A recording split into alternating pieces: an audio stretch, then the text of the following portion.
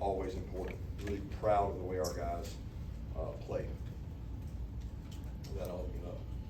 Was there, do you think in retrospect of this game, Coach, there was a little bit of a validation of complementary football? You said that a lot here lately, using that term. Well, I mean, I don't think we have to validate complementary football. We've been playing complementary football around here for a long time. I just think that's the way you should play football.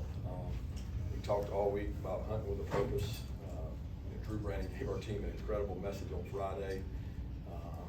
And he gave them a history lesson, but it was great for the players to hear it and buy in. They gained confidence as the week went on to the plan, and they stuck to the plan, and they executed well. You know, we still turned the ball over too much, but some of that was on the weather conditions. But I was just so proud of how selfless the players were. And guys, we were a beat-up football team coming into this game. You know, we had 2 O-linemen that really couldn't go, didn't practice all week. Ladd couldn't go 2 days this week. Beefy went down during the game. No one was out. We had a lot of players dinged up, and a lot of guys stepped up to play for them. Kirby, how impressive was that game plan? I saw you on Game Day Today talking about cornerbacks being on islands, potential hidden heroes. I mean, just how hung out were some of those guys in coverage? Well, they'll never be not hung out when you play them. I mean, there's not another way to do it. So, like, if you play them, you're going to be hung out because you can't put 2 people 45 yards from the ball. You can only put 1. But our kids understood the plan. I mean, they stuck to the plan. And the plan was really hard practice, a lot of reps, a lot of organization, a lot of details in terms of how fast we can we duplicate their speed, maybe even faster. Can we get lined up? Can we execute? Can we stop the run? Those are all questions that we had coming in. And, you know, we don't get to play against that kind of offense, so it's tough to prepare for. Kirby, you were asked before, earlier in the week about how Keeley had played, comes out, has that interception. Just what did you think of his performance? Yeah, he's resilient. He's a competitor. You know, he texted me on, this was Sunday morning as we were getting ready for Tennessee, and he's like, "Can I come see you?" And I'm like, "What's going on?" And he's like, "I want number 11." I'm like, "Well, that's not the game plan. It's not what we're doing. We're going to do it the way we think's best." And I appreciate your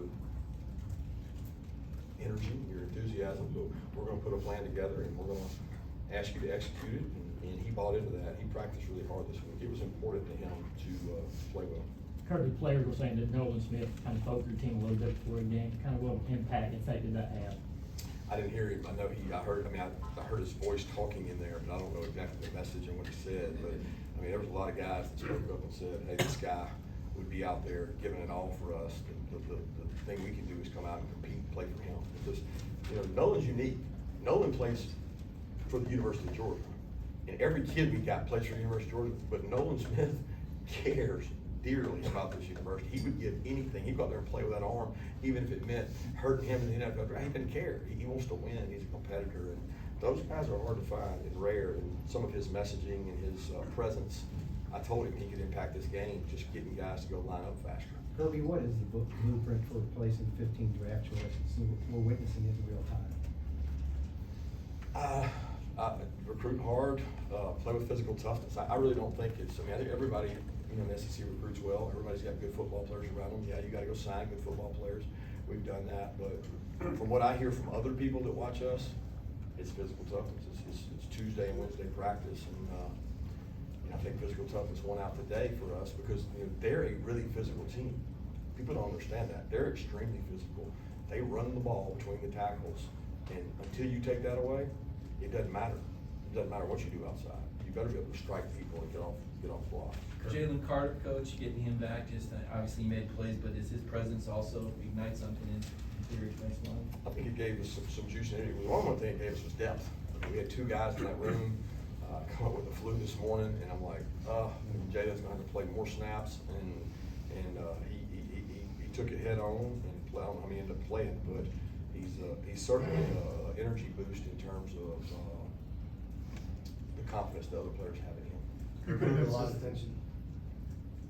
Kirby, a lot of attention on Hooker this week. What about your quarterback's play? I thought our quarterback played really good. He played within the system. He understands our system. He puts us in the right place so much.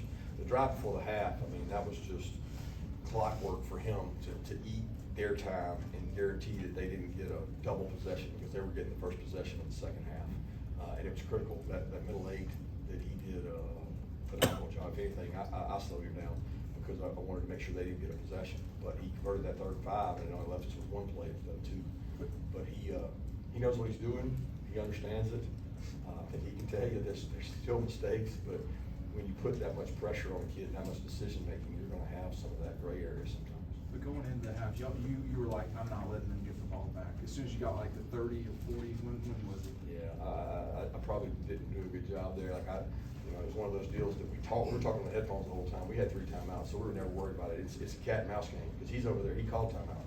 And he got a second down in a little bit 4 or 5, and I'm looking at him and he's like, man, he knows he's helping us. I'm looking across like, you gonna call timeout? Because if you're not, I might. And he wanted the extra possession, and he was, he ended up not doing it.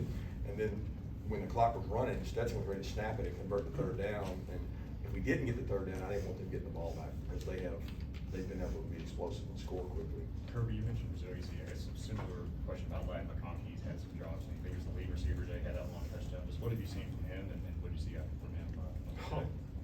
The guy just runs till his tongue hangs out. I mean, we have to temper him in practice. We have to slow him down. He's going to run himself to death, and then like we check his GPS, we check his volume.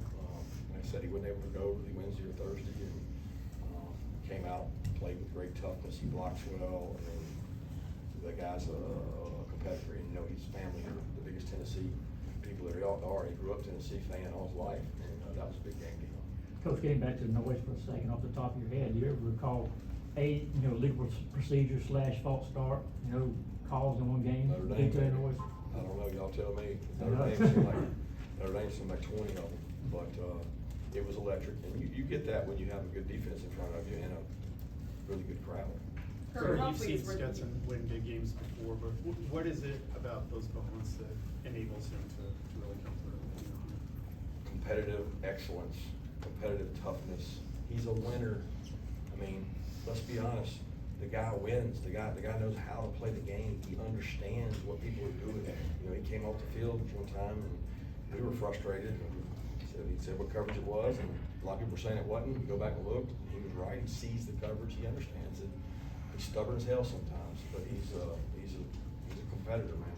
You talk about Javon their Balloons. offense. Do you feel like the front and the back end of your defense kind of took it in personally? I don't know. All the stuff that was written and said, we never utilized it, said anything. I mean, they get questioned all the time because all the other guys left. But because the other guys left, why does that matter? Like they got here on their own merit. So like the question, I think the biggest confidence question for them was Tennessee, because they are explosive. They are really hard to stop on offense. So there was some doubt and question marks there, but they bought into this plan.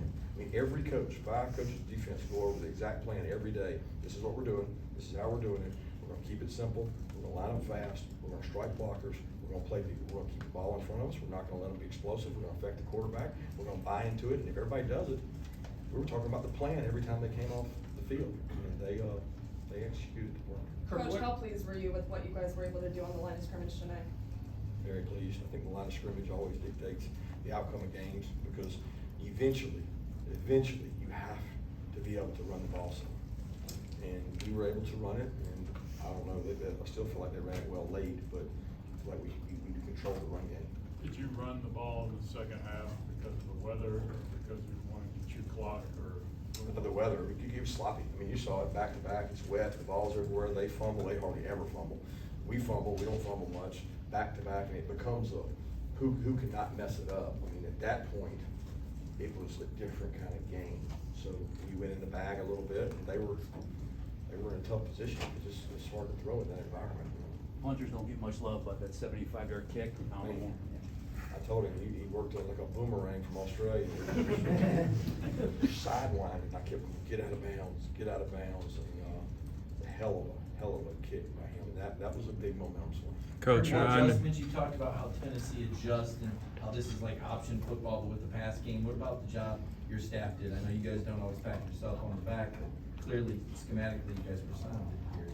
Sound, but I would say again, going into the game, what did we say we were not gonna do? We're not giving them layups. If they go in for a layup, we're fouling them. We're not giving layups. We're not giving layups.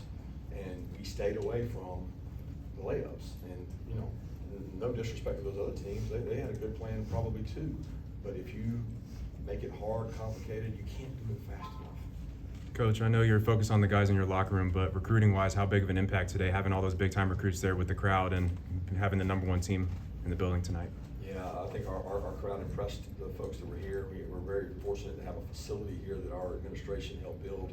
It is unreal. If it rains, they can go inside. If they want to stay outside and celebrate the rain with us, they can. A lot of them are going back over to our facility now to spend time with us, and ultimately this game will probably get us, you know, another good player that will probably be playing here against them in 2 years. You know, so that's the name of the game. You want to be a good coach, you got to sign good players. How's Bill? I don't know. It's a great question. Unfortunately, they told me they were taking me for X-ray, and then I never heard anything else, so I don't know there. What impressed you most about the team? I mean, you guys have had a lot of good games in recent years, but maybe a lot of these guys haven't been in the prominent roles that they were in tonight. Just the courage to stick with the plan. I mean, there's a lot of folks outside doubting them. They never doubted themselves. I mean, a lot of confidence in that room. These players were confident. I'm most proud of our staff, man. Our staff really worked hard this week to have a good plan, to execute the plan, and the players didn't let their ego get in the way. Game day's here, SEC Nation's here, everybody's here. It's the biggest matchup in Athens. I'm gonna stick to the plan. And the plan was to execute your job, play in and play out, be explosive on offense, push the pocket on the rushers, and they did that. Why were you guys able to execute the plan that you talked about when so many other teams that Tennessee's played this year have not? I don't know. I don't know the other team's plan. You know, I don't know. For us, it was all about getting lined up quicker than they do, and you know, practice. We told our players they did double the reps this week in terms of the amount of minutes you practice in a period. Because 12 minutes, you usually do 24 plays. Well, we had periods where we were getting 35 and 40 plays with how fast they were going, and they doubled up, and I think that helped play a part of it. I think the success we had early in the game. When you play Tennessee, they go for the knockout blow in the first round. You got to survive. I don't like surviving anything. We want to attack it, but with them, it's about surviving that. Kirby, how big was Arian's catch, and especially just with everything he's gone through, to even be back out there? Man, that guy stays out there. I kept having dreams I was going to have to put him in against the 11 and let him run with it. But he stayed after practice every day, ran a lot of comeback routes, a lot of slants, a lot of deep balls. And for him to get that is so much gratification for this kid who worked so hard. And he had bumps and bruises during the week and had to go in a black shirt and bounced all the way back and really thought he was going to catch that ball late to put a dagger in there. But he's a great kid and he's a really good player. You talked about dreams a second ago. Did you sleep well last night knowing what y'all were getting into? I slept better as the week went on because I felt really good in the plan we had. I thought we had to execute it, and I told my wife and kids leaving today, I said, we've done everything we can do. We've put together a great plan. Our kids have bought into it. We're executed. You know, I knew that our crowd would impact the game. And someone texted me and said, hey, you remember Alabama-Auburn last year at Auburn? They had crowd noise galore, and they had all those sacks. And it goes back to when you play on the road in the SEC, you can't account for that 0.2 seconds of get off that changes the rush. And it changed tonight. It helped our rush. Years past, your players would be out dancing with the student section for 15 minutes after the game. For the most part, it seemed like everybody just kind of headed to the locker room. Is that something that they just instinctually, you beat the #1 team, and it didn't, celebration-wise, at least outwardly, it didn't seem that way. Is that just a mindset that this is not the end? I hope they're just not ready to get downtown. I hope that's not a problem. They buy into it. They understand that humility is a week away. They've got to go to Starkville next week, which is a tough game. And I'll be honest with you, our guys probably want to get in there to go in there and celebrate. Half of them know and get their phones as soon as they walk in. So they're like, well, I can't say that. They're just like look like my kids. They want to go get their phone and see what somebody said about them. So y'all say nice stuff about me. Let's take two more questions. Oh, is this gonna break a record for us? 2 hours. Two more questions. You've been there a long time. Was this just the loudest ever? I don't know. I always tell people, when you can't hear, it's deafening. Like, what's more deafening than deafening? They have that little decibel thing, I don't understand that thing at all. There's no way it's accurate.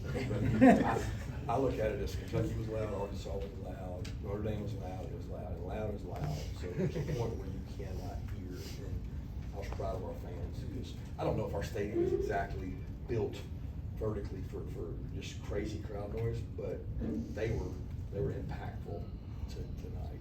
Quick question, Coach, about defensive scheme. Hi, Coach. Good. Talking about Devon Bullard as far as coming off the edge. Tell me a little about his role and how it's growing on the defense. He is so tough, he is so physical, he is like a little stick of dynamite, man. And when we recruited him, it was COVID year, and there weren't that many people recruiting him. I said, man, this guy's tough. He loves contact, he hits people. And Schumann and defensive staff, I give Schumann a lot of credit. He came up with a couple plays that he thought would disrupt them, and we kept running the same thing. It was like, you can't run it again. He ran it again. So we can't run it again. He ran it again. I'm like, geez. You know, Bullard kept coming off the edge and was really impactful as a rusher. And the guys in the back end held up. So I was really proud of those guys. Look, I want to make sure, I'm super proud of our offense, because I personally think coming into that game, Tennessee's defense was really peaking and getting better. They had played really good football, guys. They attacked the ball, they do good in the red area, they got a good defensive unit, and our offense came out to play. Thanks. Thank you.